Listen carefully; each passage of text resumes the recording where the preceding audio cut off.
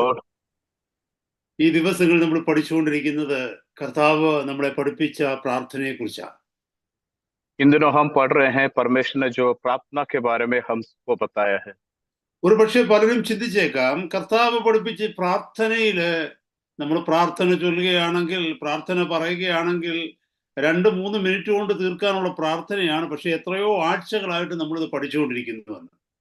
कई बार मेरा आप सोचेंगे कि शायद ये प्रार्थना जो है शायद 2 या 3 मिनट में खत्म हो जाए, लेकिन हम देख रहे हैं कि कई सप्ताहों से हम इस विषय को देख रहे हैं. വളരെ ആഴത്തിൽ ഈ വിഷയം സഹോദരങ്ങളെ നിങ്ങൾ പഠിക്കുന്നെങ്കിൽ നിങ്ങൾക്ക് ഇതുവരെയുള്ള ക്ലാസ്സുകളിൽ നിന്ന് മനസ്സിലായി, നമ്മൾ ചിന്തിക്കുന്നത് പോലെയുള്ള ഒരു പ്രാർത്ഥനയല്ല കർത്താവ് നമ്മളെ പഠിപ്പിച്ചിരിക്കുന്ന പ്രാർത്ഥനയെന്ന്. हम गहराई से हम सोचे तो हमें पता चलेगा कि हम जैसे सोचते हैं वैसा नहीं है ये प्रार्थना. അതിലെ ഓരോ വാക്യങ്ങളുടെയും പിന്നിൽ എത്രമാത്രം ആഴമേറിയ മർമ്മങ്ങളാണ് പരിശുദ്ധാത്മാവ് എഴുതി വെച്ചിരിക്കുന്നത് എന്ന് നമുക്ക് ഗ്രഹിക്കുവാനായിട്ട് കഴിയും. हमें पता चलेगा कि एक एक जो वाक्य है उसके अंदर में पवित्र आत्मा ने उन वचनों के मर्मों को, गुप्त बातों को कितना अधिक महत्व दिया है. ക്രിസ്തീയ ജീവിതത്തിന്റെ അടിസ്ഥാനം ആ പ്രാർത്ഥനയിലാണ്. मसीह जीवन की जो नींव जो है प्रार्थना है. കഴിഞ്ഞ ദിവസങ്ങളിൽ ഞാൻ നിങ്ങളോട് പറഞ്ഞതുപോലെ, ഒരു മനുഷ്യന്റെ ശരീരത്തിന് ശ്വാസം ആവശ്യമുള്ളതുപോലെ ആത്മീക മനുഷ്യന്റെ ശ്വാസമാണ് പ്രാർത്ഥന. जैसे मैंने आपसे कहा कि एक मनुष्य को जीना है तो श्वास लेना है, तो उसी एक आत्मिक व्यक्ति की श्वास है प्रार्थना. എല്ലാവർക്കും പ്രാർത്ഥിക്കാൻ കഴിയത്തില്ല. കാരണം കർത്താവിനെ അറിഞ്ഞ വ്യക്തിക്ക് മാത്രമേ കർത്താവിനോട് കർത്താവിന്റെ ഹിതപ്രകാരം പ്രാർത്ഥിക്കാൻ കഴിയൂ. हर एक व्यक्ति प्रार्थना नहीं कर सकता है, लेकिन जिसने प्रभु की इच्छा को समझा है, प्रभु को जानता है, वही प्रार्थना कर सकता है. നമുക്കെല്ലാ വ്യക്തികളോടും ഒരുപോലെ സംസാരിക്കാൻ കഴിയുമോ? ഇല്ലല്ലോ. നമ്മളോട് ഏറ്റവും കൂടുതൽ അടുത്തിരിക്കുന്ന വ്യക്തികളോട് നമ്മൾ സംസാരിക്കുമ്പോൾ ആ സംസാരത്തിന് അല്ലെങ്കിൽ ആ കമ്മ്യൂണിക്കേഷൻ ഒരു പ്രത്യേകത നമ്മുടെ മധ്യത്തിലില്ലേ? क्या हम हर एक व्यक्ति से बातचीत कर सकते हैं कि नहीं? क्योंकि विशेष व्यक्ति जिससे हमारा अच्छा संबंध है, उससे हम अच्छी तरह वार्तालाप करते हैं. സാധാരണ മനുഷ്യരുടെ അടുത്തുനിന്ന് ചിരിച്ച് നമ്മൾ ഹായ് എന്ന് പറഞ്ഞു പോകുമ്പോൾ, നമുക്ക് സ്നേഹബന്ധത്തിൽ ആഴമുള്ളവരുടെ അടുക്കൽ നമ്മളൊന്ന് നിന്ന് നമ്മുടെ ഹൃദയങ്ങൾ അവരുടെ സന്നിധിയിൽ പകരുവാൻ തക്കവണ്ണം, അവരോട് പങ്കിടുവാൻ തക്കവണ്ണം നമുക്ക് ധൈര്യമുണ്ട്. നാം അതിന് സമയവും കണ്ടെത്താറുണ്ട്. साधारण मनुष्यों से हम देखते हैं तो हाय हेलो बोल के चले जाते हैं, लेकिन जिससे हमारा संबंध है, हृदय से संबंध है, उनसे हम बड़े नजदीकी के साथ हम बातचीत करते हैं. അപ്പോൾ എന്നെ കേൾക്കുന്ന സഹോദരങ്ങളെ, നമ്മൾ ദൈവത്തോടു കൂടെ ആ സംബന്ധമുണ്ടെങ്കിൽ, ആ ബന്ധമുണ്ടെങ്കിൽ, നമ്മുടെ പ്രാർത്ഥന കേൾക്കുമ്പോൾ നമുക്ക് അറിയാൻ പറ്റും. നാം പ്രാർത്ഥനയ്ക്ക് വേണ്ടി ചെലവാക്കുന്ന സമയം കാണുമ്പോൾ നമുക്ക് മനസ്സിലാക്കുവാനായിട്ട് പറ്റും. अगर प्रभु के साथ हमारा संबंध है तो हम जब प्रार्थना करते हैं, जिससे समय बिताते हैं, उससे पता चलता है कि हमारा प्रार्थना को कितना महत्व है. നമ്മൾ ലാഘവത്തോടെയാണ് പ്രാർത്ഥന കാണുന്നതെങ്കിൽ ചില വാക്കുകൾ ആരെയോ ബോധിപ്പിക്കുന്നതിന് വേണ്ടി, അല്ലെങ്കിൽ നമുക്കൊരു സ്വയതൃപ്തിക്ക് വേണ്ടി നമ്മൾ ചില വാക്കുകൾ പറഞ്ഞ് എഴുന്നേറ്റ് പോവുകയാണെങ്കിൽ, സഹോദരങ്ങളെ, നിങ്ങളും ദൈവവുമായിട്ടുള്ള ബന്ധം അത്രമാത്രം ആഴമേറിയ ബന്ധമല്ല. അതുകൊണ്ടാണ്. लेकिन ऐसे ही हम फर्ज निभाने के लिए कुछ बातें बोलते हैं और चले जाते हैं, तो हमें समझना है कि हमारा प्रभु के साथ संबंध बहुत कमजोर है. അപ്പോൾ നമ്മൾ പ്രാർത്ഥിച്ചുകൊണ്ടിരിക്കുന്ന ഈ പ്രാർത്ഥനയിലേക്ക് വരുമ്പോൾ, കഴിഞ്ഞ ആഴ്ച കേട്ടതുപോലെ ഈ പ്രാർത്ഥനയില് 6 പെറ്റീഷനുകളാണ് എഴുതിയിരിക്കുന്നത് നമുക്ക് കാണുവാനായിട്ട് കഴിയുന്നത്. हम जो वचनों को देख रहे हैं उसमें हम देखते हैं 7 निवेदनों को, 6 निवेदनों को प्रार्थना में देखते हैं.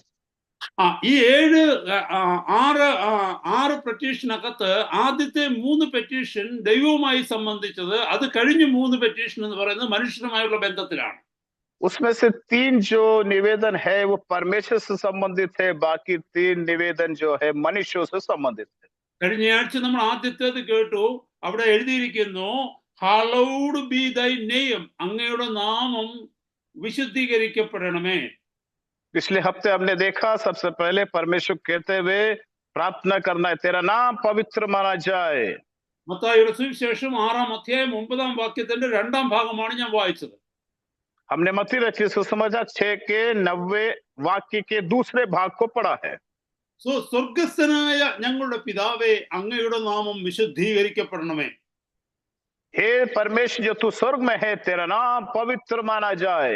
കഴിഞ്ഞ ആഴ്ച നമ്മൾ കേട്ടു, ഈ ലോകത്തിലുള്ള സകല മനുഷ്യരെയും നോക്കിക്കേ, പണ്ട് നമ്മളെ നോക്കിക്കേ, ഒരുപക്ഷെ ഇന്നും ദൈവവുമായിട്ടുള്ള ബന്ധത്തിൽ നാം വന്നിട്ടില്ലെങ്കിൽ നമ്മളെ നോക്കിക്കഴിഞ്ഞാൽ എല്ലാം നമ്മളിൽ സെന്റേഡ് ആണ്, നമ്മളിൽ കേന്ദ്രീകൃതമാണെന്ന് കാണുവാനായിട്ട് കഴിയും. हम देखिए, अनेकों बार हम देखते हैं कि हमारी प्रार्थना जो है हमसे संबंधित है, हम अपने विषय को उसमें रखते हैं, केंद्र बिंदु हम हैं। എപ്പോ എന്ത് ചെയ്താലും ഞാനും എൻ്റെ കുടുംബവും എനിക്കുള്ളതും, അല്ലെങ്കിൽ ഞാൻ എന്ത് ചെയ്യുന്നുവോ, എന്ത് കാക്ഷിക്കുന്നുവോ, എന്ത് ആഗ്രഹിക്കുന്നുവോ, ഇതൊക്കെയും എന്നെ സംബന്ധിച്ച വിഷയങ്ങളിലാണ് ഞാൻ പ്രാധാന്യം കൊടുക്കുക.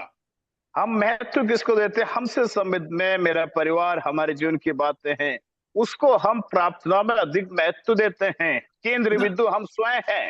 എന്നാൽ കർത്താവിന്റെ സന്നിധിയിലേക്ക് നാം കടന്നു വരുമ്പോൾ ഞാൻ എന്നുള്ളത് മാറി അങ്ങ് അല്ലെങ്കിൽ നീ എന്നുള്ള അവസ്ഥയിലേക്ക് വരികയാണ്. हम जब प्रभु के पास आते हैं तो मैं हटना है और प्रभु को स्मरण करना है, प्रभु तू। സകലത്തിലും നാം ചിന്തിക്കേണ്ടത് നമ്മുടെ നാമത്തെ എങ്ങനെ ഉയർത്തുവാൻ കഴിയും, നമുക്ക് എങ്ങനെ പോപ്പുലാരിറ്റി ഉണ്ടാക്കുവാൻ കഴിയും, നമ്മുടെ സമ്പത്ത് എങ്ങനെ വർദ്ധിപ്പിക്കുവാൻ കഴിയും, നമ്മുടെ പ്രയത്നം കൊണ്ട് നമ്മുടെ കുടുംബത്തിന് എന്തോ അനുഗ്രഹം കിട്ടും.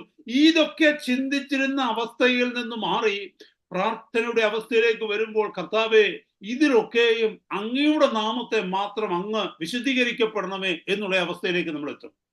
हम जब मैं को हटा देते हैं, अपनी बातें छोड़ देते हैं, जब प्रार्थना करते हैं तो क्या होता है कि हमारी बातें छूट जाती है। हमेशा हमें याद रहता है प्रभु को महिमा मिले, परमेश्वर की महिमा हो।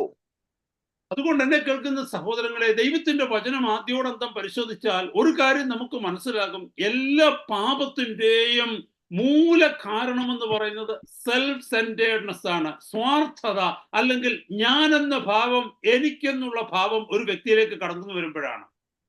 पाप का मुख्य कारण क्या प्रियो? जब हम अपने आप के बारे में सोचते, मैं ही वो कारण जिसके कारण मनुष्य इस अवस्था में जाता है। ഒരു കുടുംബത്തിലേക്ക് കടന്നു വരുമ്പോൾ ഓരോരുത്തരും അവരവരെ കുറിച്ച് മാത്രം ചിന്തിക്കുകയാണെങ്കിൽ ആ കുടുംബത്തിലുള്ള മറ്റുള്ളവരുടെ അവസ്ഥ എങ്ങനെയായി തീരും?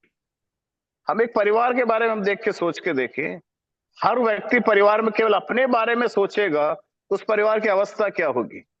അമ്മ ചിന്തിക്കുകയാണെന്ന് വെച്ചോ ഭക്ഷണം ഉണ്ടാക്കി ഞാൻ കഴിക്കാൻ പോകുകയാ, അല്ലെങ്കിൽ അപ്പൻ ചിന്തിക്കുകയെന്ന് വെച്ചോ ഞാൻ ഉണ്ടാക്കുന്ന പൈസ എനിക്ക് വേണ്ടി മാത്രമാ. അങ്ങനെ ചിന്തിച്ചു കഴിഞ്ഞാൽ ആ വീട്ടിലുള്ള മറ്റു കുഞ്ഞുങ്ങൾ പട്ടിണി കിടക്കേണ്ടി വരത്തില്ലേ? അവരുടെ ആഹാരം, അവരുടെ ആവശ്യങ്ങൾ നടക്കുമോ? അവർ ഭവനത്തിൽ താമസിക്കുവാൻ്റെ കോണം ഇടയാകുമോ? माँ सोचे मैंने खाना बनाया, मैं खाऊंगी। पति अगर सोचे कि देखो पैसा मैं कमाता हूं, मैं इस्तेमाल करूंगा, तो सोच के देखिए उस परिवार की अवस्था क्या है अगर एक व्यक्ति अपने बारे में ही सोचेगा तो।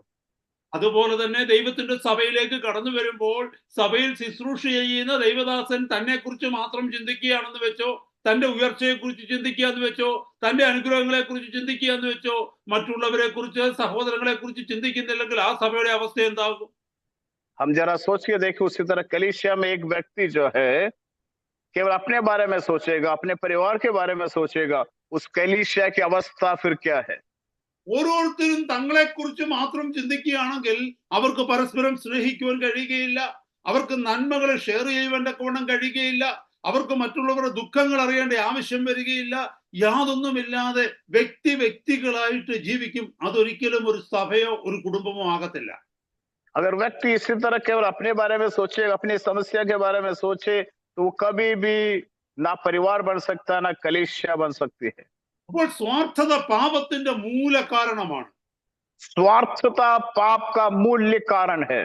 ഈ പ്രകൃതിയിലേക്കൊന്ന് നോക്കിക്കേ, ഈ പ്രപഞ്ചത്തിലേക്ക് നോക്കിക്കേ. ഈ പ്രപഞ്ചത്തിന്റെ മനോഹാരിത എന്താണെന്ന് അറിയാമോ? ദൈവം സൃഷ്ടിച്ച സൃഷ്ടികൾ ഒന്നും തന്നെ തങ്ങൾക്ക് വേണ്ടി ജീവിക്കുന്നില്ല എന്നുള്ളതാണ്. हम सृष्टि को जरा देखिए, हर एक सृष्टि जो है, जो प्रभु ने बनाया है, कितने मनोहर है, लेकिन इसकी मूल विशेषता क्या है? कोई भी सृष्टि केवल अपने लिए नहीं है, वो दूसरों के लिए। സൂര്യൻ ഉദിക്കുന്നു, സൂര്യന് വേണ്ടിയല്ല, അത് നമുക്ക് വേണ്ടിയാണ്. മഴ പെയ്യുന്നു, മഴയ്ക്ക് വേണ്ടിയല്ല, അത് നമുക്ക് വേണ്ടിയാണ്. കാറ്റടിക്കുന്നു, കാറ്റിന് വേണ്ടിയല്ല, അത് നമുക്ക് വേണ്ടിയാണ്. സസ്യങ്ങൾ വളരുന്നു, അത് അവയ്ക്ക് വേണ്ടിയല്ല, നമുക്ക് വേണ്ടിയാണ്. എന്തിൽ നോക്കിക്കഴിഞ്ഞെന്ന് പറഞ്ഞാലും ഓരോ സൃഷ്ടിയും ദൈവമാക്കി വെച്ചിരിക്കുന്നത് തനിക്ക് വേണ്ടിയല്ല, മറ്റുള്ളവരുടെ നന്മയ്ക്ക് വേണ്ടിയാണെന്ന് കാണുവാനായിട്ട് കഴിയും. सूर्य उदय होता है, रोशनी देता अपने लिए नहीं है, बारिश होती है अपने लिए नहीं है। हम खेती बाड़ी में कुछ बोते हैं, वो फसल देता है अपने लिए नहीं है। सृष्टि की हर बातें इसी तरह अपने लिए नहीं है, प्रभु ने इस तरह सबको बनाया है। ഒരു മനുഷ്യൻ ഈ ശ്രേഷ്ഠമേറിയ സത്യത്തിലേക്ക് കടന്നു വരുമ്പോൾ ദൈവം എനിക്ക് തന്നിരിക്കുന്ന ഈ ആയുസ് എനിക്ക് വേണ്ടി മാത്രം ജീവിക്കുവാനല്ല, എനിക്ക് തന്നിരിക്കുന്ന ധനം എന്റേത് മാത്രമല്ല, എനിക്ക് ദൈവം തന്നിരിക്കുന്ന സാഹചര്യങ്ങൾ എനിക്ക് വേണ്ടി മാത്രമല്ല, മറ്റുള്ളവർക്ക് കൂടെ ഉപകാരപ്പെടുവാൻ തക്കവണ്ണം അത് തീരണം എന്ന് ആഗ്രഹിക്കുമ്പോഴാണ് ആ വ്യക്തി ദൈവത്തെ അറിഞ്ഞു തുടങ്ങുന്നത്.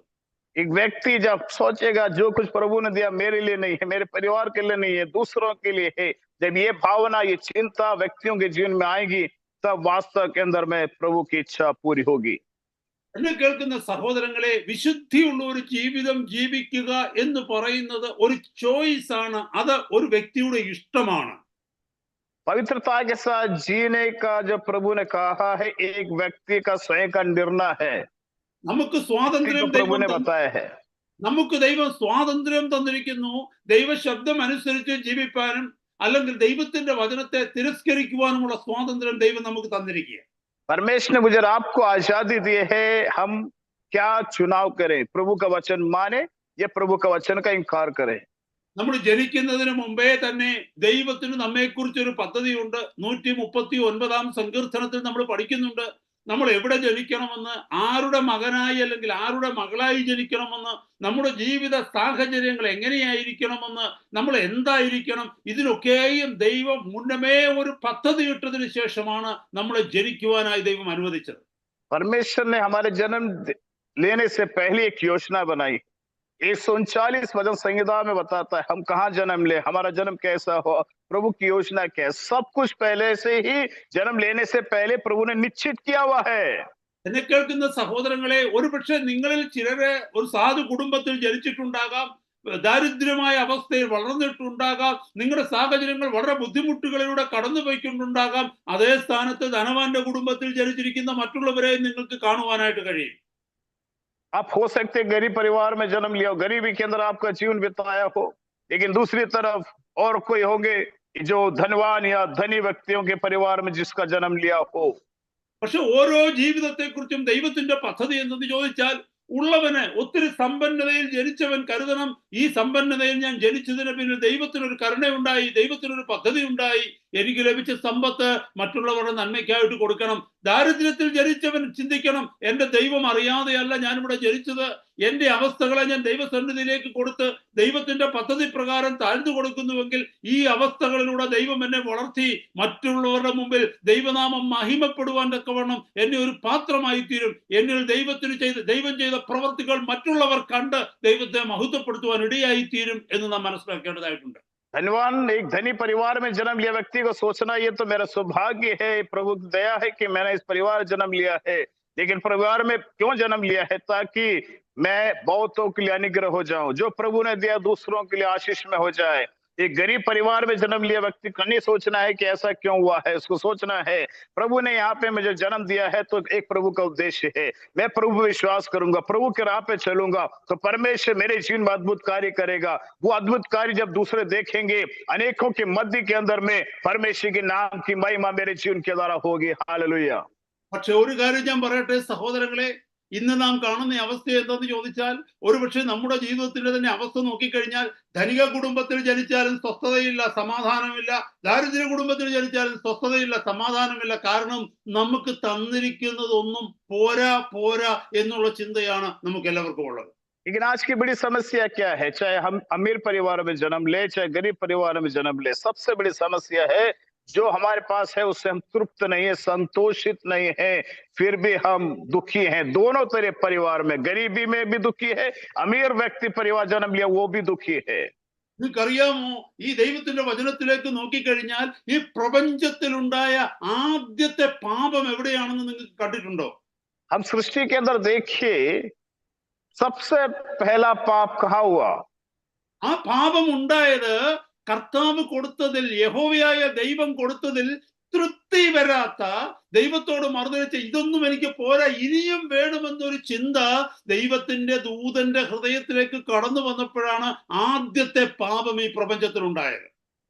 सबसे पहला पाप कहाँ हुआ? प्रभु ने जो दूत बनाए थे उनको प्रभु ने जो कुछ दिया था उसको देखते हुए भी वो सोचने लगा ये पर्याप्त नहीं है, मुझे और चाहिए, इसीलिए ही वहां पाप हुआ। നമുക്ക് ലൂസിഫറിനെ കുറിച്ച് അറിയാം. ലൂസിഫർ എന്ന് പറയുന്നത് ആ ദൂതന്റെ യഥാർത്ഥ പേരല്ല, അതൊരു ഇറ്റാലിയൻ നെയിമാണ്. മോർണിംഗ് സ്റ്റാർ എന്നുള്ളതിന്റെ ഒരു ഇറ്റാലിയൻ നെയിമാണ്. അതിൽ നിന്നാണ് ലൂസിഫർ എന്നുള്ള വാക്കുണ്ടായത്. ആ പേര് എന്തുമായിക്കൊള്ളട്ടെ, നമുക്ക് ലൂസിഫർ എന്ന് തന്നെ ഇപ്പൊ എടുക്കാം. ഈ ലൂസിഫറിന്റെ ജീവിതത്തിൽ നടന്നത് എന്താണെന്ന് നിങ്ങൾക്ക് അറിയാമോ? लूसीफर अब जिसको बोलते हैं, एक लैटिन नाम है जो बाद में आया हुआ है। जो भी है हम उसको उसी नाम से देखेंगे। हम देखें कि उसके जीवन में पाप क्यों आया, कैसे आया। ലൂസിഫറിനെ ദൈവം എത്രമാത്രം ഉയർച്ചയിലാണ് സൃഷ്ടിച്ചത്. അവൻ ദൈവത്തെ ആരാധിച്ചു കൊണ്ടിരുന്ന വലിയൊരു ദൂതവൃന്ദത്തിന്റെ നേതാവായിരുന്നു. അവനെ ദൈവം അണിയിച്ചൊരുക്കിയിരുന്നത് എത്ര ശ്രേഷ്ഠമേറിയ അനുഭവത്തിലായിരുന്നു. അവനെ അഗ്നിമയ രഥങ്ങളുടെ അകമ്പടിയോടുകൂടിയാണ് അവനെ ഉയർത്തിയിരുന്നത്. എന്നാൽ തനിക്ക് ലഭിച്ചതിൽ ഒന്നും അവൻ തൃപ്തനായില്ല. हम देखते हैं लूसीफर जो है अनेकों दूतों का नेतृत्व करने वाला था, उन सब में बड़ा था, आराधना का नेतृत्व करता था, अग्नि में रथों के पर विराजमान था वो। लेकिन जो कुछ प्रभु ने इतना कुछ दिया, फिर भी वो तृप्त नहीं हुआ। അവനെ കുറിച്ച് എഴുതിയിരിക്കുന്ന വാക്യം ഞങ്ങളെ ഒന്ന് വായിച്ചു കേൾപ്പിക്കാം. ഈസക്കിയേൽ പ്രവാചകന്റെ പുസ്തകം 28-ാം അധ്യായം, ഈസക്കിയേൽ 28. അവിടെ നിന്ന് 14 മുതലുള്ള വാക്യങ്ങൾ താഴേക്കൊന്ന് വായിച്ചു കഴിഞ്ഞാൽ, 13 മുതലുള്ള വേഴ്സസ് വായിച്ചു കഴിഞ്ഞാൽ അവന് ഉള്ള സ്ഥാനമഹിമ എത്ര വലുതായിരുന്നു നമുക്ക് മനസ്സിലാക്കുവാനായിട്ട് കഴിയും. एसेकिएल की किताब 28 अध्याय के 13 से लेके कुछ आगे की आयतों को हम पढ़ेंगे तो हमें पता चलेगा कितने श्रेष्ठ में अवस्था में लूसीफर को प्रभु ने रखा था, बनाया था। കർത്താവിന്റെ ദാസൻ അതൊന്ന് വായിക്കാൻ പറ്റുമോ? ഈസക്കിയേൽ 28 verses 13 to 16. तू परमेश्वर की अदन नामक वारी में था, तेरे पास आभूषण, मानिक, पदराग, हीरा, फिरोजा, सुलेमानी मणि, यशव, नीलमणि, मरकत और लाल सब भांति के मणि सोने के पहरावे थे। तेरे डफ और बांसुरियां तुझ में बनाई गई थी। जिस दिन तू सिरजा गया उसी दिन वे भी तेरे लिए तैयार की गई थी। तू छाने वाले अभिषक्त करूप था। मैंने तुझे ऐसा ठहराया कि तू परमेश्वर के पवित्र पर्वत पर रहता था। तू आग सरी के चमकने वाले मणियों के बीच में चलता फिरता था। ഇത്രമാത്രം മഹത്വത്തിൽ, ഇത്രമാത്രം തേജസ്സിൽ ദൈവം സൃഷ്ടിച്ച ഒരു കെരൂബിനെ കുറിച്ചാണ് നമ്മൾ കേട്ടുകൊണ്ടിരുന്നത്. इतनी महान अवस्था में, श्रेष्ठ अवस्था में सिरजा गए उस करूब के बारे में हमने पढ़ा है। അവന്റെ ജീവിതത്തിൽ, അവന്റെ ഹൃദയത്തിലേക്ക് എന്ത് ചിന്തയാണ് വന്നതെന്ന് യെശയ്യാ പ്രവാചകന്റെ പുസ്തകം 14-ാം അധ്യായം 13 മുതലുള്ള വാക്യങ്ങൾ, അല്ലെങ്കിൽ 12 മുതലുള്ള വാക്യങ്ങൾ നമുക്ക് വായിക്കാൻ പറ്റും. ഐസായ ചാപ്റ്റർ 14 verses 12 onwards. हम इसके मन में पाप कैसे आया, उस बात को हम यशायाह की किताब 14 अध्याय 12 से पढ़ते हैं। हे भोर के चमकने वाले तारे, तू कैसे आकाश से गिर पड़ा। तू जो जाति जाति का हरा देता था, तू कब कैसे कटकर भूमि पे गिराया गया। तू मन में कहता था मैं स्वर्ग पर चढ़ूंगा, मैं अपनी सिंहासन को ईश्वर के तारागण से अधिक ऊंचा करूंगा। उत्तर दिशा की छोर पर सभा के पर्वत पर विराजमान होऊंगा। मैं मेदों से भी ऊंचे ऊंचे स्थानों के ऊपर चढ़ूंगा। मैं परम प्रधान के तुल्य हो जाऊंगा। ഹല്ലേലൂയ. അവിടെ മനസ്സിലാക്കിയോ സഹോദരങ്ങളെ? ആ ഒരു വാക്യത്തിലേക്ക് 13-14 വാക്യത്തിലേക്ക് നോക്കിക്കഴിയുമ്പോൾ മേ അല്ലെങ്കിൽ ഞാൻ എന്നുള്ളത് 5 പ്രാവശ്യമാണ് അവൻ പറഞ്ഞിരിക്കുന്നത്. हम देखते हैं खासकर 13 और 14 आयत के अंदर में जो मैं बात है उसने 5 बार मैं कहा। ദൈവത്തെ ആരാധിക്കുവാൻ തക്കവണ്ണം വിളിക്കപ്പെട്ടവൻ, ദൈവമഹത്വം മുഴുവനും ദൈവം അവന് കൊടുത്തു. ദൈവത്തിന്റെ മഹത്വത്തിൽ ജീവിപ്പാൻ തക്കവണ്ണം ദൈവം അനുഗ്രഹിച്ചവൻ തനിക്ക് ലഭിച്ചിരുന്നതിൽ തൃപ്തനാകാതെ അവനൊരു ആഗ്രഹമുണ്ട്. അവന്റെ മുകളിൽ ഇപ്പോൾ ദൈവം മാത്രമേ ഉള്ളൂ. അവന് ദൈവത്തോടൊപ്പമായി തീരണം. ദൈവത്തെ എല്ലാവരും ആരാധിക്കുന്നത് പോലെ തന്നെയും എല്ലാവരും ആരാധിക്കണമെന്നുള്ള ദുഷ്ടചിന്ത അവന്റെ ഹൃദയത്തിലേക്ക് കടന്നു വന്നു. आप देखते हैं कितने श्रेष्ठ में अवस्था में प्रभु ने उसको बनाया था, लेकिन उसके हृदय के अंदर ये विचार आया मुझे भी परमेश्वर के समान बनना है। इसीलिए ही हम देखते हैं उस मैं के कारण पाप उसके जीवन में प्रवेश कर गया। എന്നെ കേൾക്കുന്ന സഹോദരങ്ങളെ, ഒരു വ്യക്തിയുടെ ഹൃദയത്തിന്റെ ഉള്ളിലേക്ക് അതൃപ്തി കടന്നു വരുമ്പോൾ ദൈവം തന്നിരിക്കുന്ന നന്മയിൽ ഒന്നും തൃപ്തിപ്പെടാതെ വണ്ണം എനിക്ക് ഇനി കൂടുതൽ വേണം, അല്ല ഇതിനേക്കാൾ അപ്പുറം എനിക്ക് ആകുവാൻ കഴിയും എന്നുള്ള സ്വാർത്ഥ ചിന്ത ഒരു വ്യക്തിയുടെ ഉള്ളിലേക്ക് കടന്നു വരുമ്പോൾ ആ വ്യക്തിയിൽ വ്യാപരിക്കുന്നത് ലൂസിഫറിന്റെ ആത്മാവിന്റെ ശക്തിയാണ്. हमें समझना है एक व्यक्ति के हृदय में जो कुछ प्रभु ने दिया है उससे अधिक लोभ लालच आता है, स्वार्थ आता है, मुझे और चाहिए। तो समझना है उसके अंदर में कौन सी आत्मा है, लूसीफर की आत्मा है। I tell you, my brothers and my sisters, a circle is drawn around every single person of us. നമ്മുടെ ഓരോരുത്തരുടെയും ചുറ്റിൽ ദൈവം ഒരു സർക്കിൾ വരച്ചിട്ടുണ്ട്. നമുക്ക് എത്രമാത്രം ഒരു ഏറിയ ദൈവം തന്നിട്ടുണ്ട് നമ്മുടെ ജീവിത സാഹചര്യങ്ങൾക്ക്. हमारे जीवन के बारे में हमको सोचना है, प्रभु ने हम सबके जीवन के चारों तरफ एक गोलाई के रूप में बांधा हुआ है। कैसी कैसी अवस्थाओं में मेरा आप जिएंगे, അതിന്റെ ഉള്ളിൽ നാം വിശ്വസ്തയോടെ ജീവിക്കുന്നുവെങ്കിൽ, ദൈവം തന്നിരിക്കുന്നതിൽ സന്തോഷത്തോടെ ദൈവത്തിന് മഹത്വം പറഞ്ഞ് ജീവിക്കുമ്പോൾ ദൈവം എന്ത് ചെയ്യുമെന്നറിയാമോ? ആ സർക്കിള് കുറെ കൂടെ വലുപ്പമാക്കിക്കൊണ്ടിരിക്കും. अगर प्रभु ने जो एक चारों तरफ एक गोलाई का एक बनाया है, गोलक आकार बनाया, उसमें रहते हुए तृप्त होकर हम जिएंगे, तो क्या होगा? प्रभु धीरे धीरे करके उस हमारी इस गोलाई को आगे की ओर बढ़ाता जाएगा। അതിന് ഒരു സമയം ആവശ്യമുണ്ട്. ദൈവസന്നിധിയിൽ നാം കാത്തിരിക്കേണ്ട ആവശ്യമുണ്ട്. ദൈവസന്നിധിയിൽ നാം വിശ്വസ്തനാണെന്ന് തെളിയിക്കേണ്ട ആവശ്യമുണ്ട്.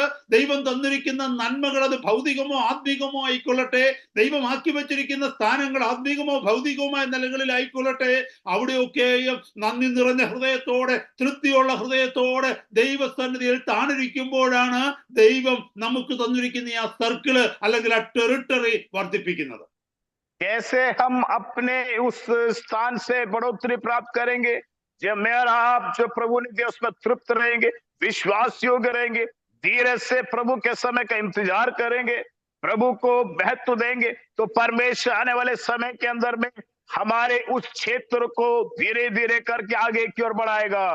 പക്ഷെ ഞാനൊരു കാര്യം ചോദിക്കട്ടെ, നമുക്ക് അങ്ങനെ കാത്തിരിക്കുവാൻ തക്കവണ്ണം ക്ഷമയില്ലാതെ വരുമ്പോൾ, നമുക്ക് കാത്തിരിക്കുവാൻ തക്കവണ്ണം താല്പര്യമില്ലാതെ വരുമ്പോൾ, ദൈവത്തിന്റെ സന്നിധിയിൽ വിശ്വാസത്തോടെ ഇരിപ്പാൻ തക്കവണ്ണം നമുക്ക് കഴിയാതെ വരുമ്പോൾ, നമ്മൾ തന്നെ നമ്മുടെ ടെറിട്ടറി വലുതാക്കാനായിട്ട് ശ്രമിക്കും. कभी कभी जब मेरा आप जो प्रभु ने दिया हम तृप्त नहीं होते हैं, कभी कभी हम अत्यधिक और भी चाहते हैं, प्रभु के समय का इंतजार नहीं करते, तो हम स्वयं अपने प्रयत्न से हमारे क्षेत्र को आगे की ओर बढ़ाने का प्रयत्न करते हैं। അത് നന്മയേക്കാൾ അധികം നാശമായി നമ്മുടെ ജീവിതത്തിൽ ഭവിക്കുക മാത്രമല്ല, നാം തന്നെ ഉണ്ടാക്കി വെച്ചത് നമുക്ക് അനുഭവിക്കുവാൻ തക്കവണ്ണം കഴിയാത്ത ഒരു അവസ്ഥയിലേക്ക് നമ്മൾ മാറും. अब क्या होगा? ऐसा होएगा हमारे जीवन के अंदर में, हम ही अपने जीवन के अंदर में उन संकटों को लेके आएंगे जो हमें और भी नुकसान पहुंचाता है।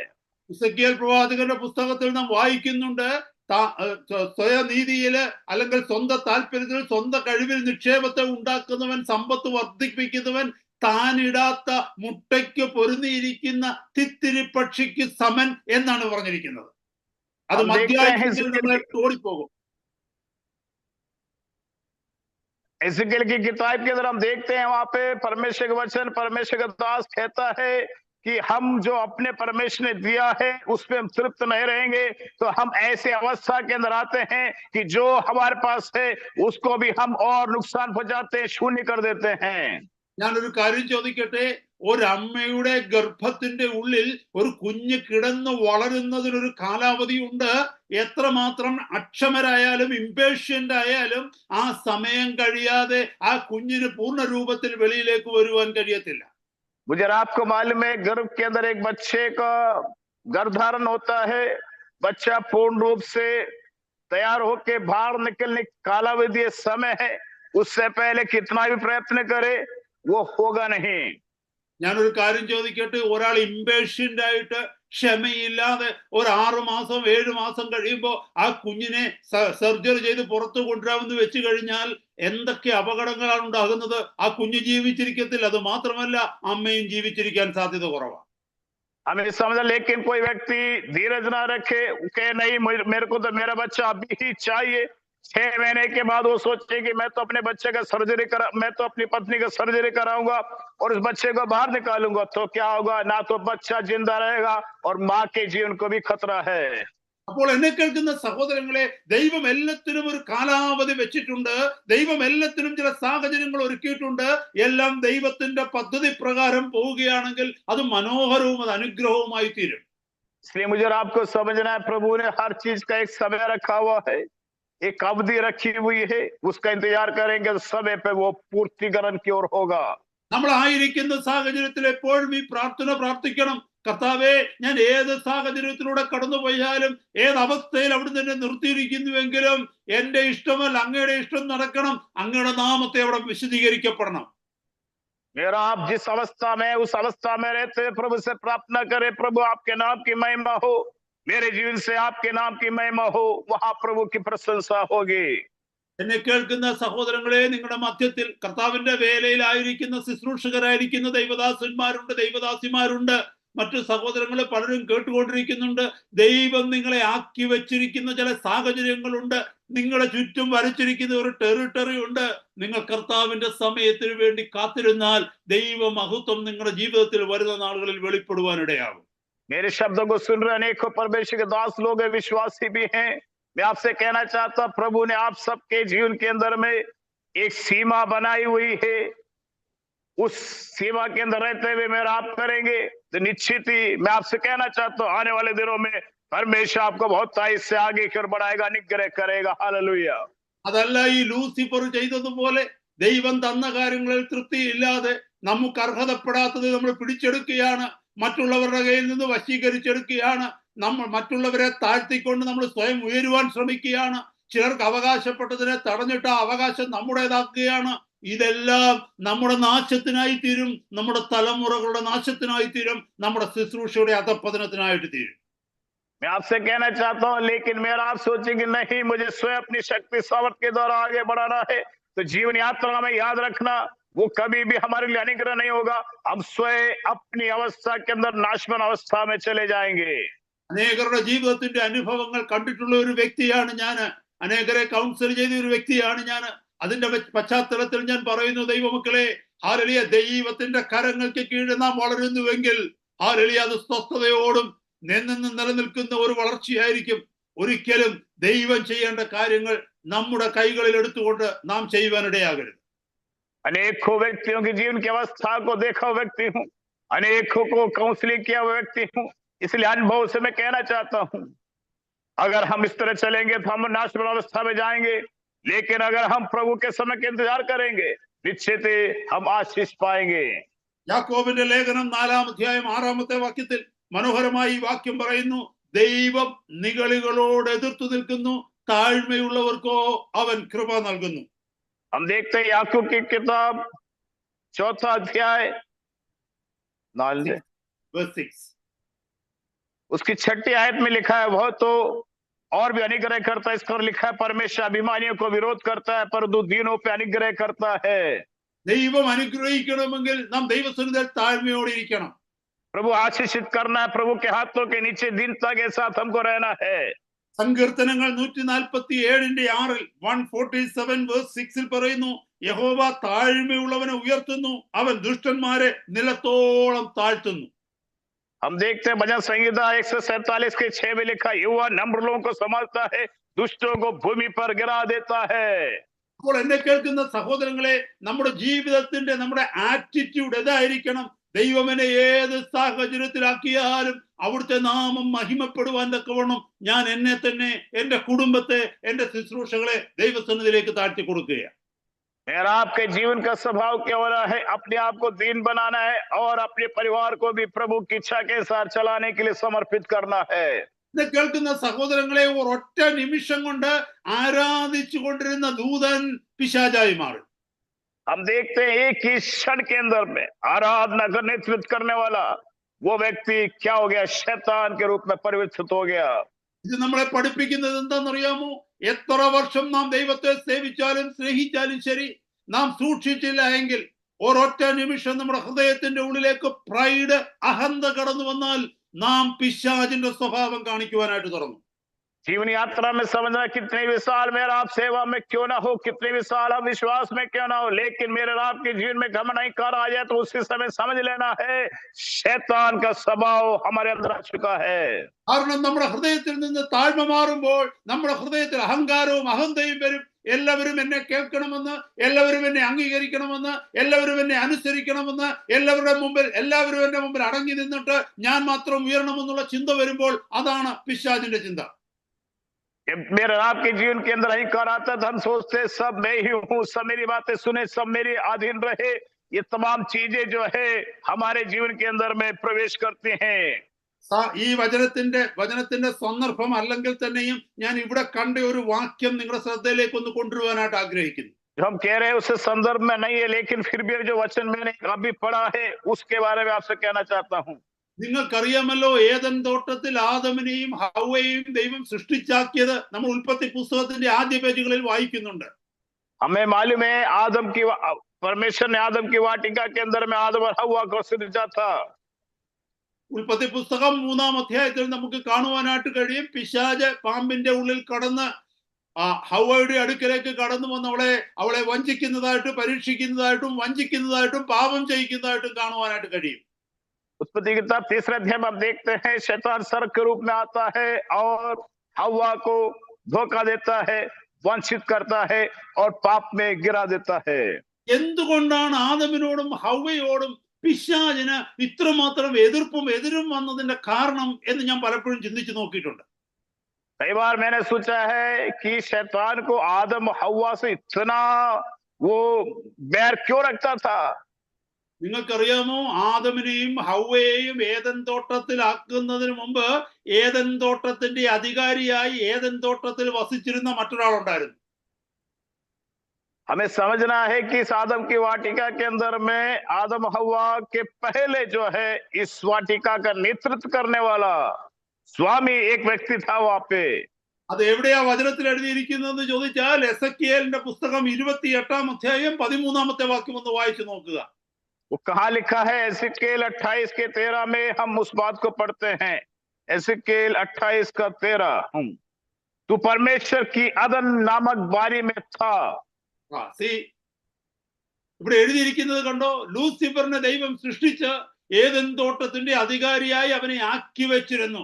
അവനെ തള്ളിക്കളഞ്ഞിടത്താണ് ദൈവം തന്റെ സ്വരൂപത്തിൽ മനുഷ്യനെ സൃഷ്ടിച്ച് ദൈവം ആക്കി വെച്ചത്. Hallelujah, hallelujah. इसलिए हमें समझना, देखो वहां लिखा है परमेश्वर ने आदम की वाटिका में पहले लूसीफर को, ये शैतान था, इसको रखा हुआ था, ये इसको अधिकार दिया हुआ था.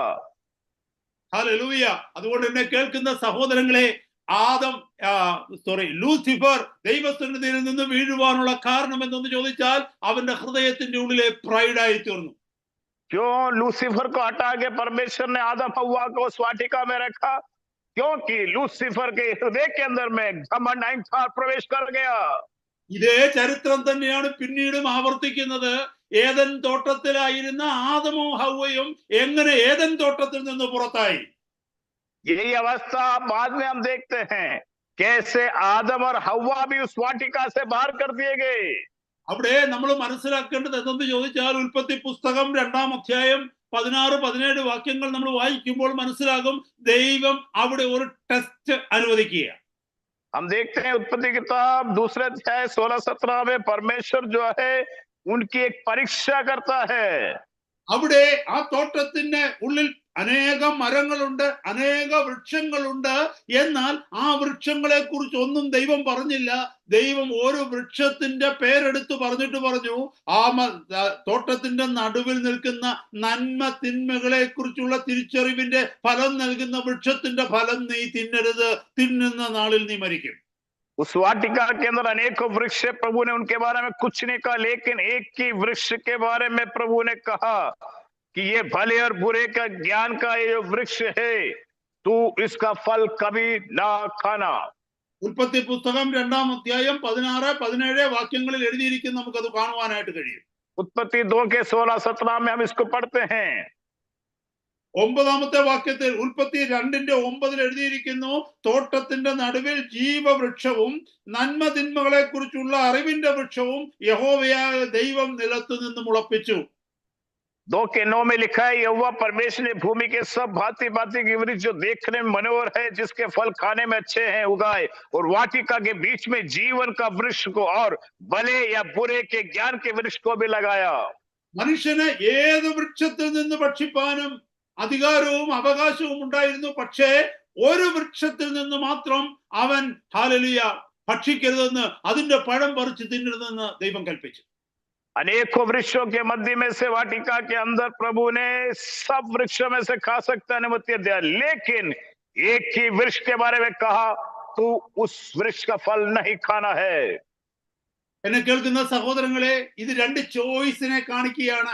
ജീവന്റെ വൃക്ഷം ഒരിടത്ത് നിൽക്കുന്നു, നന്മ തിന്മകളെ കുറിച്ചുള്ള തിരിച്ചറിവിന്റെ ഫലം നൽകുന്ന വൃക്ഷം, tree for the knowledge of good and evil. ആ രണ്ട് വൃക്ഷങ്ങൾ നിൽക്കുമ്പോൾ ആദമിന് ഇതിൽ ഏത് വൃക്ഷത്തിലേക്ക് പോയാൽ ഹല്ലേലൂയ അവന് നന്മ പ്രാപിക്കും? നമുക്കറിയാം, ജീവന്റെ വൃക്ഷത്തിലേക്ക് അവൻ കൈനീട്ടിയിരുന്നുവെങ്കിൽ അവൻ ഒരിക്കലും ഏദൻ തോട്ടത്തിൽ നിന്ന് പുറത്തേക്ക് വരികയില്ലായിരുന്നു. 2 वृक्ष यहाँ पे, एक जीवन का वृक्ष है, दूसरा भले बुरे का वृक्ष है। अब आदम हव्वा के पास में ये आजादी था, इनमें से किसको चुनना है। जीवन का वृक्ष खाते तो कभी भी उस वाटिका में से बाहर नहीं आते। നന്മ തിന്മകളെ കുറിച്ചുള്ള തിരിച്ചറിവിന്റെ വൃക്ഷത്തിന്റെ ഫലം തിന്നുക എന്ന് പറഞ്ഞാൽ അതിന്റെ അർത്ഥം എന്താണെന്ന് സഹോദരങ്ങളെ നിങ്ങൾ ഗ്രഹിച്ചിട്ടുണ്ടോ? कभी आपने सोचा ये जो लिखा है भले और बुरे ज्ञान के वृक्ष के बारे में, इसके बारे में क्या है इसका वास्तव में अर्थ? അതിന്റെ അർത്ഥം എന്തെന്ന് മനസ്സിലാകണമെന്നുണ്ടെങ്കിൽ പിശാച് ഹവ്വയുടെ അടുക്കൽ വന്ന് ഹവ്വയോട് സംസാരിച്ച ആ വാക്കുകളൊന്ന് ശ്രദ്ധിച്ചാൽ മതി. इसका अर्थ समझना है तो 3 अध्याय के अंदर शैतान ने हव्वा के पास जाके जो कहा, उसको हम ध्यान से पढ़े तब हमको पता चलेगा। ദൈവദാസനാം 4-5 വാക്യങ്ങളൊന്ന് വായിച്ചേ. 3-4-5 വാക്യങ്ങൾ. 3 का 4 और 5 हम पढ़ेंगे। तब सर्प ने स्त्री से कहा, तू निश्चित ना मरोगे, वरन परमेश्वर आप जानता है जिस दिन तुम उसका फल खाओगे उसी दिन तुम्हारी आंखें खुल जाएंगी, तुम भले बुरे का ज्ञान पाकर परमेश्वर के तुल्य हो जाओगे। എന്നെ കേൾക്കുന്ന സഹോദരങ്ങളെ, ഈ ഫലം തിന്നുന്നത് വരെ നന്മ എന്താണ് തിന്മ എന്താണെന്ന് അവർ അറിഞ്ഞിരുന്നത് ദൈവത്തിൽ നിന്നുമായിരുന്നു. इस फल को खाने से पहले भला क्या है बुरा क्या है, इसका ज्ञान उनको परमेश्वर से मिला था। അവർക്ക് വേറൊന്നും ചിന്തിക്കേണ്ട, ദൈവം എന്തു പറയുന്നുവോ അത് മാത്രം അവർക്ക് നോക്കിയാൽ മതി. ദൈവമാണ് അവർക്കെല്ലാം ഉപദേശിച്ചു കൊടുത്തുകൊണ്ടിരുന്നവൻ. എന്നാൽ എന്ത് സംഭവിച്ചു എന്ന് ചോദിച്ചാൽ, ഈ പഴം തിന്നപ്പോൾ ദൈവം ചെയ്യേണ്ടത് നന്മയും തിന്മയും എന്താണെന്ന് ദൈവത്തിൽ നിന്ന് കേൾക്കേണ്ടതിന് പകരം അവർക്കത് സ്വയം ചിന്തിക്കുവാൻ തക്കവണ്ണം ഒരു പ്രാപ്തരായി തീർന്നു. पहले भला क्या है बुरा क्या है ये परमेश्वर को बताता था, लेकिन भले बुरे वृक्ष का फल खाने के बाद में अब वे स्वयं समझने लग गए कि अब भला क्या है बुरा क्या है। അതിന്റെ അർത്ഥം spiritually they became dead, they lost the connection with their creator. इसका अर्थ क्या है? आत्मिक रीति से उनका परमेश्वर के साथ संबंध छूट गया और वह परमेश्वर से अलग हो गए। ഇന്ന് ഈ ഭൂമിയിലേക്ക് നോക്കിക്കഴിഞ്ഞാൽ ഒരുവൻ ക്രിസ്തുവിലാകുന്നത് വരെ അവൻ ആദമിന്റെ സന്തതിയായിട്ടാണ് ജീവിക്കുന്നത്. इस भूमि में जितने व्यक्ति हैं मसीह में आने से पहले वे आदम की सृष्टि कहलाते हैं। ലോകത്തിലുള്ള എല്ലാ മനുഷ്യരെ നോക്കിക്കേ, അവരും നന്മയും തിന്മയും എങ്ങനെയാണ് തിരിച്ചറിയുന്നത്? സ്വയമാണ് ചിന്തിച്ച് മനസ്സിലാക്കുന്നത്. कैसे ही संसार के अंदर लोगों को पता चलता ये सही है गलत है, स्वयं समझ के फैसला करते ये सही है गलत है। എന്നാൽ ഒരുവൻ ക്രിസ്തുവിലായി കഴിയുമ്പോൾ നമ്മുടെ ദൈവസന്നിധിയിലേക്ക് വന്നപ്പോൾ നമ്മൾ ദൈവത്തോട് പറയുകയാണ്, കർത്താവേ നല്ലതേത് ചീത്തയേതെന്ന് ഞങ്ങൾക്ക് അറിയില്ല, അവിടുന്ന് ഞങ്ങളെ പഠിപ്പിക്കണമെന്ന് നമ്മളെപ്പോഴും പ്രാർത്ഥിക്കും. मसीह में आने के बाद हम प्रभु से प्रार्थना करते, प्रभु मुझे मालूम नहीं है भला क्या है बुरा क्या है, आप ही मुझे सिखाइए क्या भला है क्या बुरा है।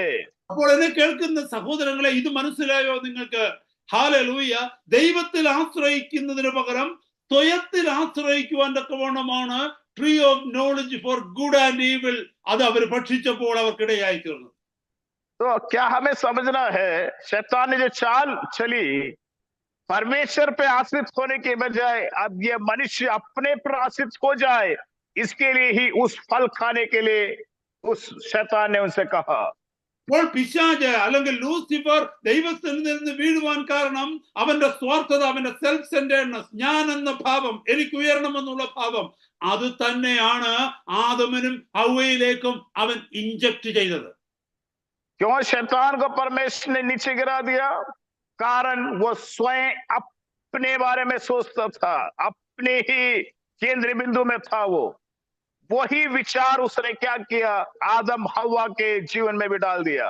ഇവിടെ നോക്കിക്കേ, ഈ 3-ാം അധ്യായത്തിൽ, ഉൽപ്പത്തി പുസ്തകം 3-ാം അധ്യായത്തില് 1 മുതലുള്ള വാക്യത്തിൽ എഴുതിയിരിക്കുന്നു, യഹോവയായ ദൈവം ഉണ്ടാക്കിയ എല്ലാ കാട്ടുജന്തുക്കളെക്കാളും പാമ്പ് കൗശലമേറിയതായിരുന്നു. അത് സ്ത്രീയോട്, തോട്ടത്തിലെ യാതൊരു വൃക്ഷത്തിന്റെയും ഫലം നിങ്ങൾ തിന്നരുതെന്ന് ദൈവം വാസ്തവമായി കൽപ്പിച്ചിട്ടുണ്ടോ എന്ന് ചോദിച്ചു. तीसरे अध्याय की पहली आयत में लिखा, युवा परमेश्वर ने जिसने बनेल मनुष्य बनाए उनमें सर्प सबसे धूर्त था।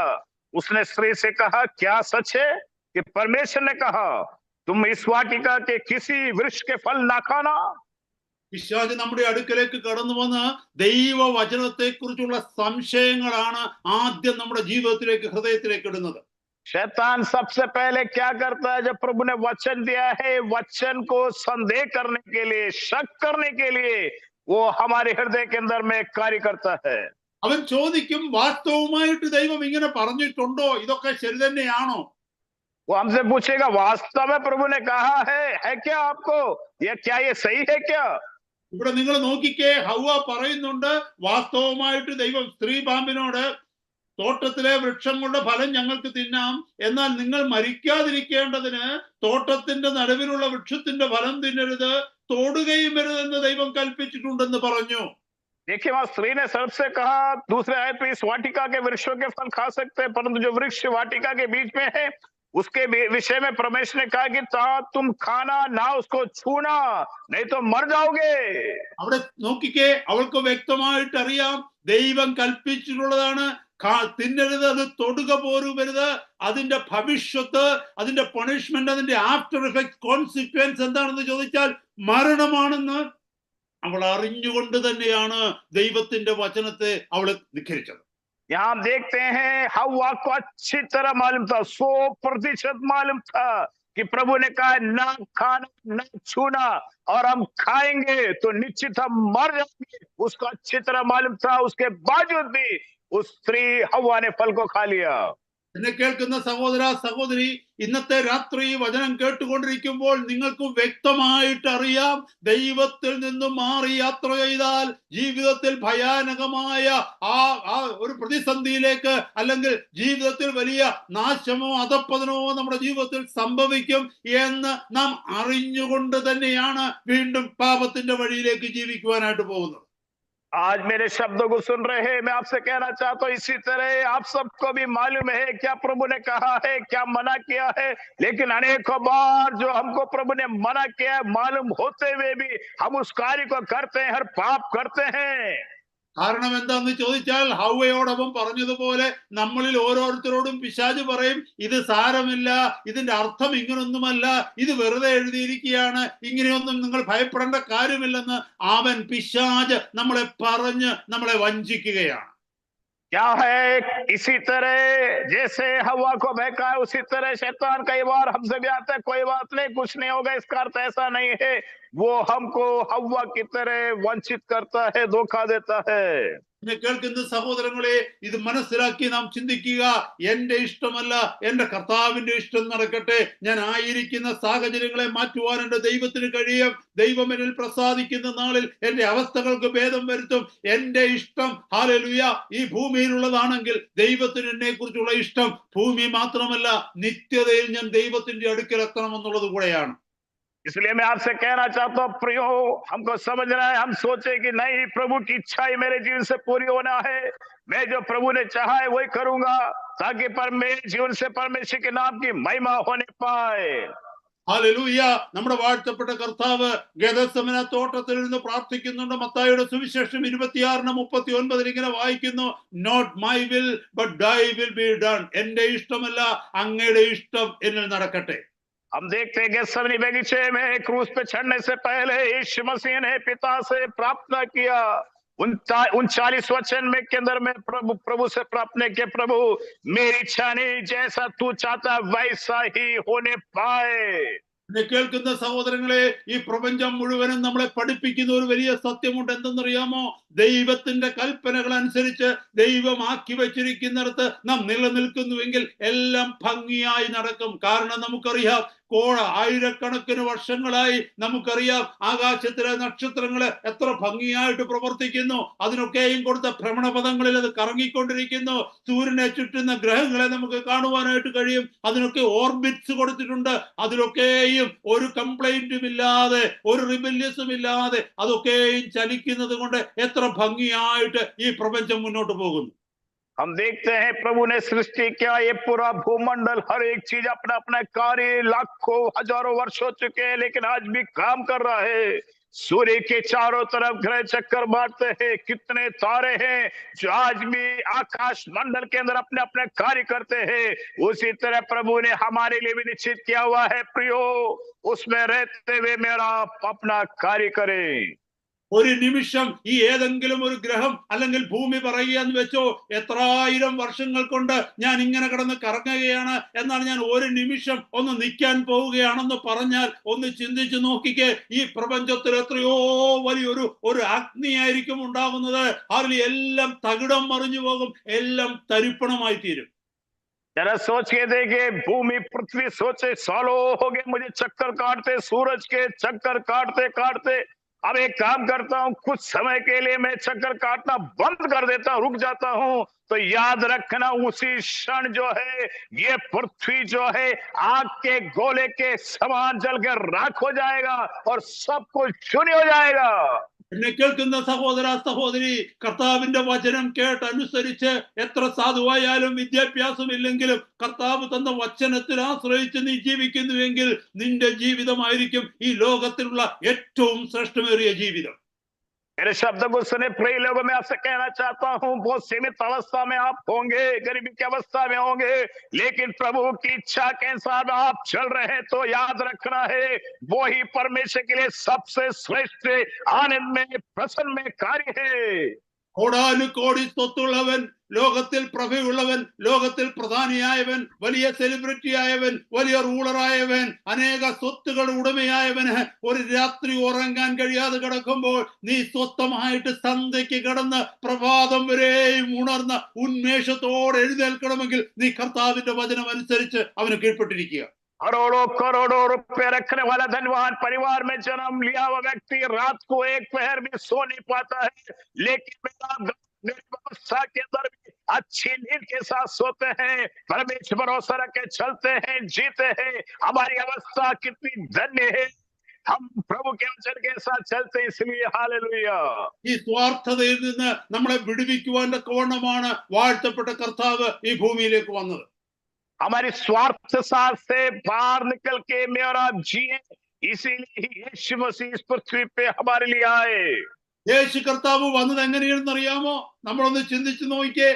നമ്മൾ ലൂസിഫറിനെ കുറിച്ച് കേട്ടു, ആദം ഹവ്വയെ കുറിച്ച് കേട്ടു, എന്നാൽ യേശു കർത്താവിനെ കുറിച്ച് നമ്മൾ കേൾക്കുമ്പോൾ ലൂസിഫർ ചെയ്തതിന്റെ ഓപ്പോസിറ്റ് ആണ് കർത്താവിന്റെ ജീവിതത്തിൽ കാണുവാൻ നമുക്ക് കഴിയുക. यीशु मसीह का जीवन अब मेरा आप देखें तो मुझे आपको समझना है प्रियो, जैसे लूसीफर ने किया बिल्कुल उसके विपरीत ही यीशु मसीह ने हमारे लिए किया है। ഇവിടെ നമുക്ക് മനസ്സിലാക്കുവാനായിട്ട് കഴിയും, ലൂസിഫറിന് താഴെ മുകളിലേക്ക് ഉയരുവാനുള്ള ആഗ്രഹമാണുണ്ടത്. തന്നെ ആക്കി വെച്ചിടത്തുനിന്ന് ഉയർന്ന് ദൈവത്തോട് സമനാകുവാനുള്ള ആഗ്രഹം ലൂസിഫറിന്റെ ഹൃദയത്തിലേക്ക് വന്നപ്പോൾ അത്യുന്നതനായ നമ്മുടെ കർത്താവ്, ഉന്നതങ്ങളിൽ ദൈവമായി ഇരുന്നവൻ, അവിടുത്തെ ശ്രേഷ്ഠതയെ വിട്ട്, അവിടുത്തെ മഹത്വത്തെ വിട്ട് ദൈവത്തോടുള്ള സമത്വം മുറുകെ പിടിക്കാതെ താഴേക്ക് ദാസനായി ഇറങ്ങി വരുന്നത് നമുക്ക് കാണുവാനായിട്ട് കഴിയും. लूसीफर नीचाई से ऊंचाई की और ऊंचाई की ओर परमेश्वर तक पहुंचना चाहता था, लेकिन यीशु मसीह की अवस्था क्या है? वो ऊंचाइयों पे विराजमान, सब कुछ अधिकार रखने वाला, वो पृथ्वी के पर में शून्य शून्य शून्य अवस्था के अंदर में आया है। ഇതിൽ നിന്ന് നമുക്ക് മനസ്സിലാക്കാം കർത്താവിന്റെ കർത്താവിന്റെ ആത്മാവാണോ എന്നിൽ വസിക്കുന്നത്, ദുഷ്ടനായ പിശാചിന്റെ ആത്മാവാണോ എന്നിൽ വസിക്കുന്നതെന്ന് എന്റെ ഹൃദയത്തിലെ ആഗ്രഹം ഉയർന്നുയർന്നുയർന്നുയർന്നു വലിയവനാകണമെന്നാണോ, അതോ താണ് താണ് താണ് താണ് എന്റെ കർത്താവിന്റെ മഹത്വത്തിന് വേണ്ടി എന്നെ എത്രമാത്രം താഴ്ത്തി മറ്റുള്ളവർക്ക് അനുഗ്രഹമായി തീരണമെന്നുള്ളതാണോ? मेरा आपके अंदर कौन सी आत्मा है? एक आत्मा लूसीफर की आत्मा है जो हमेशा नीचाई से ऊंचाई की ओर बढ़ने बढ़ने बढ़ने की इच्छा रखता है। दूसरी तरफ एक यीशु मसीह की पवित्र आत्मा है जो दीनता दीनता दीनता दीनता के साथ और घटूं और घटूं और घटूं, वो आत्मा हमारे अंदर में है क्या? ഫിലിപ്പിയ ലേഖനം 2-ാം അധ്യായത്തിലെ ഹല്ലേലൂയ 5 മുതലുള്ള വാക്യങ്ങൾ നിങ്ങളുടെ ശ്രദ്ധയ്ക്ക് വേണ്ടി ഒന്ന് വായിപ്പാനായിട്ട് നമ്മൾ ആഗ്രഹിക്കുക. ഫിലിപ്പിയ ലേഖനം, book of Philippians chapter 2 versus 5 onwards. फिलिप्पियों की किताब 2 अध्याय के 5 से कुछ आयतों को इस विषय से संबंधित मैं आपके सामने पढ़ना चाहता हूं। കർത്താവിന്റെ ദാസൻ അവിടെ നിന്ന് 5-ാമത്തെ വാക്യം മുതൽ താഴെ 11-ാമത്തെ വാക്യം വരെ ഒന്ന് വായിക്കാമോ?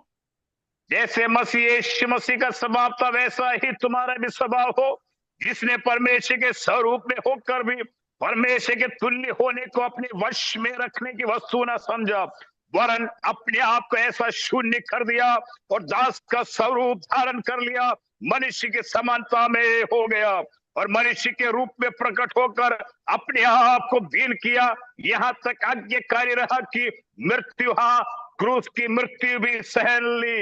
इस कारण परमेश्वर ने उसको अति महान भी किया और उसको वह नाम दिया जो सब नामों में श्रेष्ठ है, कि जो पृथ्वी में, जो स्वर्ग में और पृथ्वी पर और पृथ्वी के नीचे वे सब यीशु मसीह के सामने घुटने टेके और परमेश्वर पिता की महिमा के लिए हर एक जीव अंगीकार कर ले कि यीशु मसीह ही प्रभु है। എന്നെ കേൾക്കുന്ന സഹോദരങ്ങളെ, കർത്താവിന്റെ നാമം നാം വിളിച്ചപേക്ഷിക്കുന്നുവെങ്കിൽ, ഹല്ലേലൂയ, നാം കർത്താവിന്റെ സന്നിധിയിൽ താണിരിക്കുന്നുവെങ്കിൽ, മറ്റുള്ളവരുടെ മുമ്പിൽ ഉയരാൻ ആഗ്രഹിക്കാതെ എല്ലായിടത്തും ആ താഴ്മയുടെ ഭാവം നാം ധരിക്കുന്നുവെങ്കിൽ, കർത്താവ് നമ്മളെ മാനിക്കുന്ന ഒരു ദിവസം വളരെ അടുത്തായിരിക്കുന്നു. मैं आपसे कहना चाहता हूँ, प्रभु की इच्छा के साथ, दीनता नम्रता के साथ जीने का एक मन मेरा और आपका है, तो याद रखना परमेश्वर एक दिन मुझे आपको भी अनुग्रह के साथ ऊंचाइयों में लेके जाएगा। അടുത്ത 2 മിനിറ്റിനുള്ളിൽ ദൈവവചനം നിർത്തുവാനായിട്ട് ഞാൻ ആഗ്രഹിക്കുന്നു. 2 मिनट के अंदर मैं अपने शब्दों को विराम दूंगा। എന്നെ കേൾക്കുന്ന സഹോദരങ്ങളെ, ഈ വിഷയങ്ങളിലൂടെയൊക്കെയും ഇത്ര ആഴമേറിയ വണ്ണം കടന്നു പോകുന്നതിന്റെ കാരണം, ഹല്ലേലൂയ, വേണമെങ്കിൽ 2 ആഴ്ച കൊണ്ട് ഇത് പ്രസംഗിച്ച് നിർത്തുവാൻ എനിക്ക് കഴിയും. പക്ഷേ അതുകൊണ്ട് ഒരു പ്രയോജനവുമില്ല. എന്റെയും നിങ്ങളുടെയും ജീവിതം ദൈവഹിതപ്രകാരം രൂപാന്തരപ്പെടുന്നില്ല എങ്കിൽ ക്രിസ്തീയ ജീവിതം നയിക്കുന്നത് കൊണ്ട് നമുക്ക് ഒരു പ്രയോജനവും ഉണ്ടാവില്ല. चाहो तो इसको मैं 2 हफ्ते में समाप्त कर दूं कुछ बोल के, लेकिन उससे कोई फायदा नहीं है। क्यों इसको गहराई से समझे रहे हम, क्यों इसको महत्व दे रहे, कारण एक ये है, मेरा आपकी जीवन के अंदर रूपांतरण आए, प्रभु को और नजदीकी से समझे और भी हम प्रभु के निकट आ जाए, प्रभु की योजना के अनुसार मेरा आप चले। ഇന്ന് രാത്രി നമ്മൾ മരിക്കുകയാണെങ്കിൽ നാം കർത്താവിന്റെ സന്നിധിയിൽ എത്തണം. അതല്ല, ഇന്നത്തെ രാത്രി ഈ നിമിഷം കർത്താവിന്റെ കാഹളം ധ്വനിക്കുന്നുവെങ്കിൽ വിശുദ്ധന്മാരെ ദൈവം എടുക്കുന്നതോടുകൂടി നമ്മൾ എടുക്കപ്പെടണം. ഇത് രണ്ടും നമ്മുടെ ജീവിതത്തിൽ സംഭവിച്ചില്ല എങ്കിൽ നമ്മളൊരു ദൈവ പൈതലാണെന്ന് പറയുന്നതിൽ എന്ത് അർത്ഥം? अगर आज मेरी रात की मृत्यु हो गई या यीशु मसीह आ गए बादलों के ऊपर में, तो पवित्र लोग जब उठा लिए जाए, मेरा आप अगर उठा लिए ना जाए, तो प्रभु में रहते हुए, विश्वास में रहते हुए क्या फायदा है प्रिय लोगों? അതുകൊണ്ട് നാം സ്വയം ശോധന ചെയ്ത് ഈ ദിവസങ്ങളിൽ ജീവിക്കുക. എന്റെ ഇഷ്ടമല്ല, അങ്ങയുടെ ഇഷ്ടം നടക്കട്ടെ. കർത്താവേ, അങ്ങയുടെ നാമത്തെ സകലയിടത്തും മഹത്വപ്പെടുത്തണമേ എന്ന് നമുക്ക് പ്രാർത്ഥിക്കാം. इसलिए मेरे आपकी प्रार्थना होना, प्रभु मेरी आपकी इच्छा पूरी हो, आपको महिमा मिले। നമ്മൾ ഒരിക്കലും ലജ്ജിപ്പാൻ തക്കവണ്ണം ദൈവം അനുവദിക്കത്തില്ല. നമ്മുടെ കുഞ്ഞുങ്ങളെ ലജ്ജിപ്പാൻ തക്കവണ്ണം ദൈവം അനുവദിക്കത്തില്ല. നമ്മുടെ കുടുംബം അനാഥമാകുവാൻ തക്കവണ്ണം ദൈവം അനുവദിക്കത്തില്ല. അവിടുത്തെ കരം നമ്മളോടുകൂടെ എപ്പോഴും ഉണ്ടാകും. प्रभु कभी भी मुझे आपको लज्जित होने नहीं देगा, हमें हमारे परिवार बच्चों को कभी भी लज्जित नहीं होने देगा। मैं आपसे कहना चाहता हूँ, കർത്താവിന്റെ സന്നിധിയിൽ നമുക്ക് നമ്മുടെ തലകളെ ഉണക്കി പ്രാർത്ഥിക്കാം.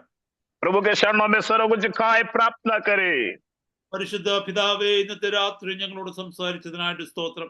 അങ്ങയുടെ ജനമാകുന്ന ഞങ്ങളെ എവിടുന്ന് അനുഗ്രഹിച്ചതിനായിട്ട് സ്തോത്രം.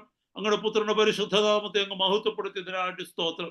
കർത്താവേ, കേട്ട വചനങ്ങള് അങ്ങയുടെ ജനമാകുന്ന ഞങ്ങളുടെ ഹൃദയങ്ങളിൽ അങ്ങയുടെ ആത്മാവിനാൽ എഴുതുമാറാകണമേ എന്ന് പ്രാർത്ഥിക്കുന്നു. ഞങ്ങൾക്ക് തന്നിരിക്കുന്ന ജീവിതം അങ്ങ് തന്ന ദാനമാണെന്ന് തിരിച്ചറിഞ്ഞ് ഞങ്ങൾക്ക് ആവശ്യമുള്ളതൊക്കെ അതാത് സമയം തരുവാൻ തക്കവണ്ണം അങ്ങ് പ്രാപ്തനാണെന്ന് തിരിച്ചറിഞ്ഞ് ആ കണ്ടന്റ്മെന്റിൽ, ആ തൃപ്തിയിൽ ജീവിപ്പാൻ ഞങ്ങളെ ഓരോരുത്തരെയും സഹായിക്കണമേ. ഞങ്ങളുടെ സകല ജീവിത സാഹചര്യങ്ങളിലും അങ്ങയുടെ നാമം വിശദീകരിക്കപ്പെടണമേ എന്ന് ഞങ്ങൾ അങ്ങയോട് പ്രാർത്ഥിക്കുകയാണ്. അവിടുന്ന് പ്രാർത്ഥന കേട്ട് കൃപയ്ക്കായി സ്തോത്രം.